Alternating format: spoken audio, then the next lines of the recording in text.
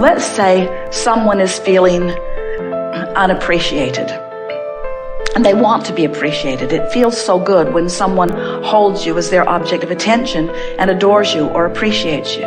But they're not feeling that. They're seeing others get it, but they're not feeling it. They sort of have their tail between their legs, and things aren't going that well for them, and they're feeling sort of down and out, and like things are unfair, and people aren't treating them like they want to be treated, and on it goes. And so this person is wanting to know from us, how can I be more appreciated? And our answer is always the same.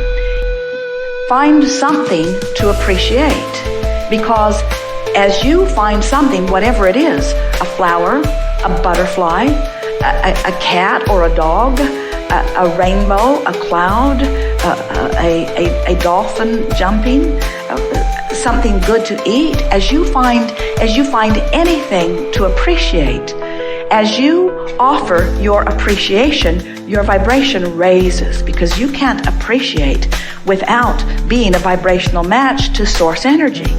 And when you're appreciating, now you are the attractor of appreciation. But you can't control what others are doing. You can't control the appreciative state of others, because you can't stand on your head in enough different ways to get someone who's out of the vortex to appreciate you. And when you try, you will pronounce yourself a failure. But you can become an avid appreciator. And what you begin to discover is it was never someone else's appreciation of you that you were looking for. It was your alignment with the energy of love, with the energy of source, with the energy of appreciation. That's what fills you up, you see. You get so full of it that it doesn't matter to you what others are flowing to you, other than it is so delicious to be the recipient of someone's appreciation, because it means they're in the vortex. So it turns out you can't be selfish. You can't adore appreciation from another and separate yourself from your gladness of their alignment, you see. You see how it works? You cannot be an appreciator without being appreciated. And it turns out it's being the appreciator that matters most, you see. That's why your inner being stands in a state of never-ending appreciation and adoration of that which you are, has practiced the vibration of that so eternally that is all that can be offered from the source within you. And when you find a different vibrational stance, then you separate yourself from that. And then we come along and say, we want you to be so selfish that you care about aligning with that energy that creates worlds. And then, like your inner being, you become an uplifter. Only you're like the satellite dish that's beamed in a little closer, you see. In other words, the giving puts you in the vibrational stance of the receiving. But if you've got your sights on receiving and you're not in alignment, it can't come to you. And that's when you start making claims of deprivation, you see.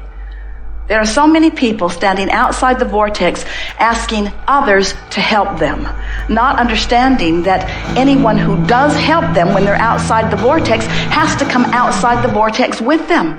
And so the help doesn't go on very long before it begins to be resented. That's why needy people will suck you dry of your alignment, you see. What we want for you is your alignment with your power. We want not to create for you. We want you to discover your own creative power. You see, for us to be in the vortex, the only thing that we or anyone has to give to anyone else is the example of the vortex, because that's where all of the joy and all of the creative juices are, you see. So they are really one and the same.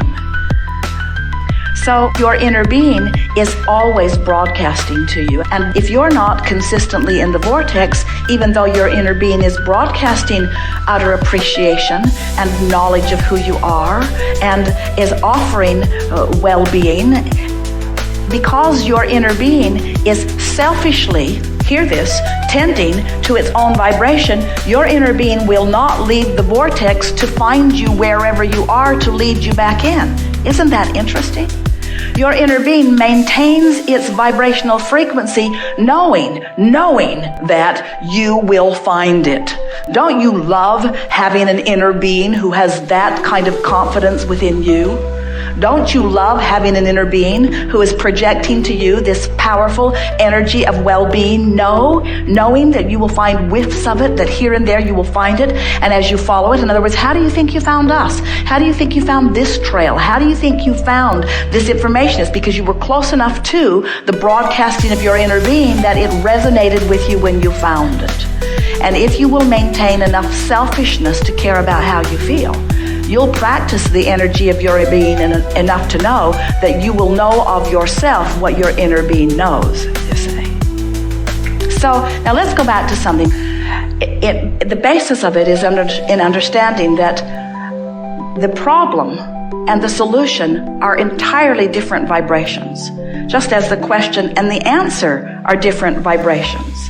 So if you have a friend or know someone who needs something, and you focus on their need long enough, you will leave the vortex, and then you will associate the terrible way you feel with their need. And in time, your friendship will disintegrate because you will incorrectly associate the way you feel with their plight. But if you remember that in their problem, they are generated a solution, and you stay in your vortex where you see not their problem, but instead you know only the solution. As you practice the vibration of the solution, then you can be a catalyst that inspires them into the vortex, depending on where they are. Now, some of your friends who you have been influential with will follow you relatively easily into the vortex, and you will revel in their discovery of their solution, you see. But some of your friends will stubbornly defend their rightfulness and will argue so powerfully and profoundly and chronically for their own limitations that for you to engage with them, you will have to leave the vortex. You will have to introduce the same resistance into your frequency that they've got going on, even to communicate with them at all. So that's where this giving and receiving conversation gets a little dicey. And it's the reason that people are concerned about selfishness. In other words, there are a whole horde of people outside the vortex who really believe that your gift is not of value to them unless you sacrifice in some way. In other words, if it's not painful for you to give to them, then your gift isn't validated by them. Have you ever had that experience? And the thing that's tricky is, if you manage to get outside the vortex in order to give your gift, then it's not very long before you're hightailing it back into the vortex, because you can feel your very life is being sucked away from you, you see. So here's the dicey part. If you stay in your vortex, truly aligned with their solution, when they are unable to see their solution, they'll call you selfish. Because they know not. They cannot understand that in your selfishness that you are holding them in their highest good, and that it is the best thing that you can do to call them forward also, you see. So then, but if you stick to it and you maintain your frequency of it, then the universe will bring them to you at times when they can hear you best. And as you begin to revel in their solutions consistently, in time, they will begin to hear it. They will begin to recognize the validity of what you speak. In other words, let's say you're in the vortex and they're not, and this person is saying, you don't love me, you won't even call me, you don't give me your attention anymore, you don't bring me flowers anymore, you don't do what you used to do. And from inside the vortex and from outside the vortex, you would get defensive. And you would say, well, you're not fun to be with, and that's and it just gets worse. But from inside the vortex, you would say, oh, there are so many things about you that I love, and I think about them all the time. In fact, I make lists of your positive aspects. I adore the power with which you live life. I adore the deliberateness with which you intend. I feel the fire in you, and I know the power of your wanting, and I take such pleasure in my understanding that wonderful things are coming to you. I practice every day my positive expectation of the outcome that you're seeking, and I know with everything that I I am, that a good life is coming to you because there is no one I've ever known that deserves it more. In other words, when you're in the vortex and you allow law of attraction to bring them to your vicinity and you selfishly deliver to them your version of who they really are, now you have a possibility of uplifting them into the vortex. But you will never, ever, ever be satisfied, not one time ever, if you allow them to talk you out of the vortex where you're dealing with them on their terms. And so if we were standing in your physical shoes, we would give up the word selfish and we would replace it with the word aligned. We would give up the word selfish and we would replace it with the word empowered. We would give up the word selfish and we would replace it with the word all that I am, with the whole of who I am, with the vortex of who I am. If you would add the word true self, true selfish, I'm truly selfish, but the peanut gallery, and we love them dearly, is not ready to hear that from you.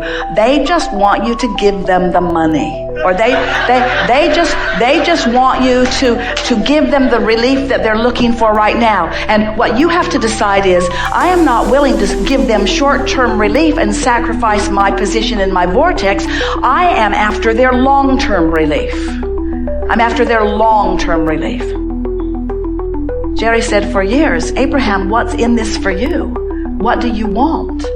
And we explained in many different ways that we are teachers of energy and alignment. But what we are really teachers of is allowing. We are teaching you to allow yourself the fullness of all that you've become. Because we know that all of your pleasure and all of your love and all of your joy and all of your satisfaction and all of your appreciation and all of your zest for life and all of your clarity and all of your friskiness comes from your alignment with the fullness of who you are. And nothing else even comes close to satisfying it.